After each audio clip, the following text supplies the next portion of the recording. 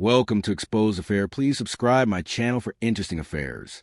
For years ago, I lost everything in a single evening. It started like a scene from a bad soap opera, dramatic, loud, and unreal. My wife, Jenna, came home late again. I had started noticing the signs long before that. Secretive texts, new clothes she never wore around me, perfume she didn't wear for me. But I still held out hope that maybe, just maybe, I was being paranoid. I wasn't.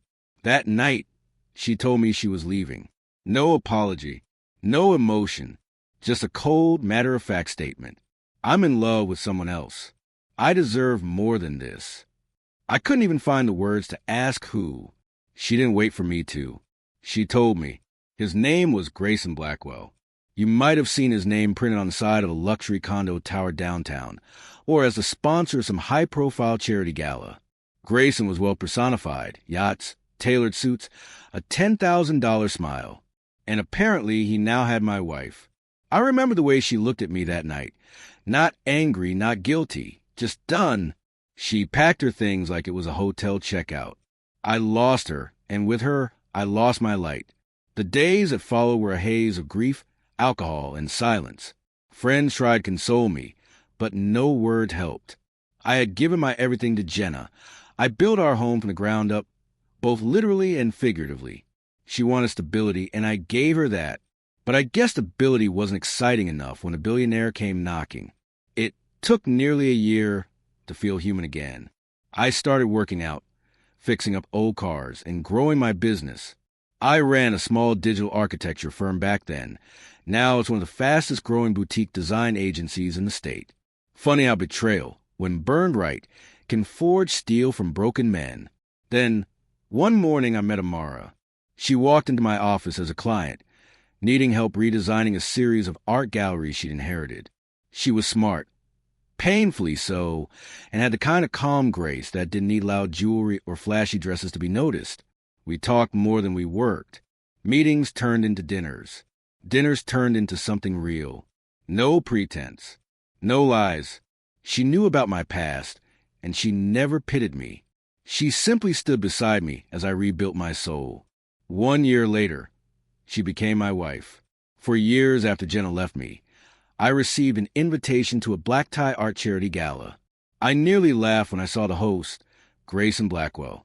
Turns out, he and Jenna were still together, or so the headline said. It was their event. After all, that night would be full of society's elite, media cameras, curated guest lists. Amara urged me to go, not out of revenge, but to finally face the ghosts of my past and prove that I'd moved on. I walked in wearing a midnight black tux. Amara wore a backless emerald green gown that left most of the women whispering and the men sneaking second glances. She wasn't showy. She was simply radiant, the kind of beauty that silence follows. We arrived just as Grayson was greeting guests near the champagne bar. He glanced up, saw me, and offered a faint smirk, the kind rich men were when they think they've already won the game. But it wasn't Grayson I was watching. It was Jenna. She turned, likely to make some well-rehearsed entrance. Her laughter died in her throat when she saw me. But it wasn't me that made her freeze. It was Amara walking beside me, graceful, effortless, glowing. Jenna's mouth opened slightly. Her champagne glass tilted a little in her hand, and for a second, I could almost hear her thoughts. This can't be real. I didn't stop to greet them. I walked right past her with Amara on my arm, nodded once, and joined another conversation across the room. I never even looked back, but others did.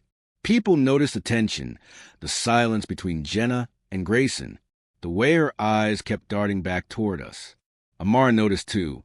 "Is that her?" she asked gently as we stood by the hors d'oeuvres. I nodded. "That's her." She smiled. "You traded up." I chuckled. I didn't trade anything. She gave herself away. Part 4. What came after? A week after the party, I received an email, short and signed, but I knew who it was from. "You looked happy. She's beautiful. I hope you're well." I didn't reply. There was no need. Later, I heard through mutual friends that things weren't so perfect between Jenna and Grayson. Rumors of affairs, of his cold distance, of her losing the glow she once had. The trophy wife story didn't end with a mansion and fairy tale. It ended with a cage made of gold and no key. Me? I was content. I'd built a life out of the ashes she left behind. And the woman beside me didn't love me for what I could give her. She loved me because I never stopped being the man I was, even after I'd been broken. Sometimes the greatest revenge isn't rage. It's rebuilding your life so beautifully that the one who broke you gets to watch from the outside, knowing they'll never be invited back in. 2 months after the gala, I ran into Jenna again, alone this time, at a cafe not far from my office. She wasn't made up like she used to be. No designer sunglasses, no flawless blowout. Just jeans, a plain coat, and a distracted stare into her coffee cup. She didn't notice me until I passed by her table. When our eyes met, she froze again, just like at the party. This time, she spoke. "Ethan, can we talk?"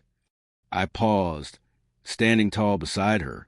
For a second, I saw the woman I once loved, or thought I did. But now, she looked like a faded version of that dream. "I don't think there's anything left to say," I replied quietly. Her voice cracked. "I made a mistake. I know." She looked down. "He's not who I thought he was. He treats people like accessories." I thought I was escaping something ordinary, but I walked right into something hollow. I nodded slowly, and I built something real. Tears welled in her eyes. "You look so happy." "She's amazing." "She is, and I am happy, but not because of what you left, because of what I found after." She tried to smile, but it crumbled before it fully formed.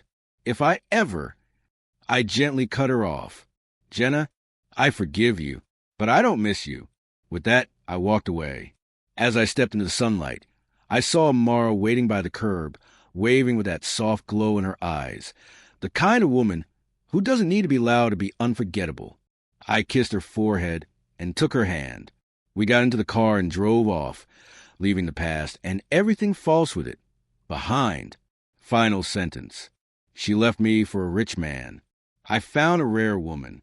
One lost diamonds chasing gold. The other made me richer than I ever imagined.